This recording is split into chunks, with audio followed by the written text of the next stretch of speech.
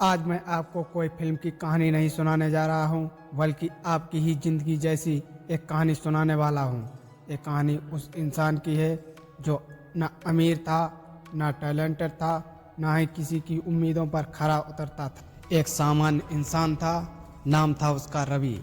रवि एक छोटे से गांव में रहता था। उसके पिता किसान थे, माँ घर का कार्य करती थी। घर की हालत कमजोर थी, कभी कभी खाना भी नहीं मिलता था पेट भरकर। कभी स्कूल जाता था लेकिन अच्छी किताबें नहीं थी, अच्छे कपड़े नहीं थे, ना कोई ट्यूशन थी। क्लास में जब टीचर सवाल पूछते तो रवि सिर झुका देता, क्योंकि उसे लगता मैं एक साधारण इंसान हूँ, मैं क्या कर पाऊंगा। लोग कहते इससे कुछ नहीं होगा।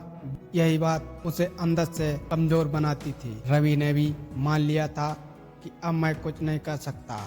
जब रवि का 10वीं का एग्जाम आया तब रवि फेल हो गया। घर में सन्नाटा था, पिता की आंखें नम थीं, माँ चुपचाप आंसू पोंछ रही थी। रवि ने पहली बार खुद से कहा, शायद सच में किसी काम का नहीं हूँ। उसके दोस्त आगे निकल चुके थे और वो पीछे रह गया। काम करने लगा, कभी दुकान पर, कभी ढाबे पर। लोग हंसते थे, ताने भी मारते थे, लेकिन सबसे ज्यादा चोट उसे अपने ही विचारों से लगती थी। उसका एक खुद का सवाल जो उसकी जिंदगी बदल दी। एक दिन ढाबे पर काम करते हुए उसने दीवार पर लिखा देखा, अगर हालात तुम्हें तोड़ रहे हैं तो समझ लो तुम गलत रास्ते पर नहीं हो। रवि रुका नहीं। उसके पहली बार दिमाग में एक सवाल आया, अगर मैं कोशिश ना करूं तो असफल कैसे कहलाता। उस दिन उसने फैसला किया, अब मैं भागने वाला मैं नहीं हूँ। बदलाव की शुरुआत। रवि ने फिर से पढ़ाई की, दिन में काम, रात में पढ़ाई।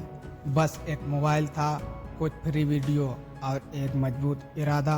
नींद कम हो गई, थकान बढ़ गई, लेकिन उम्मीद जिंदा थी। लोग कहते अब क्या करेगा।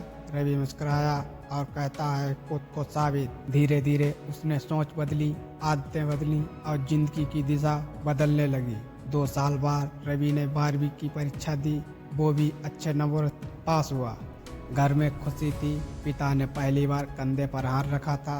वो पल छोटा था लेकिन रवि के लिए जिंदगी का टर्निंग पॉइंट था।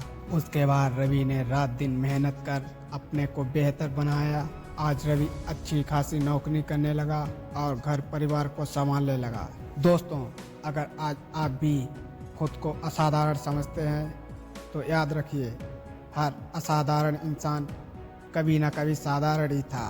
फर्क बस इतना है, उसने हालात को अपना भविष्य तय नहीं करने दिया। आज नहीं तो कल, धीरे धीरे रुकना नहीं है, क्योंकि आपकी कहानी अभी बाकी है।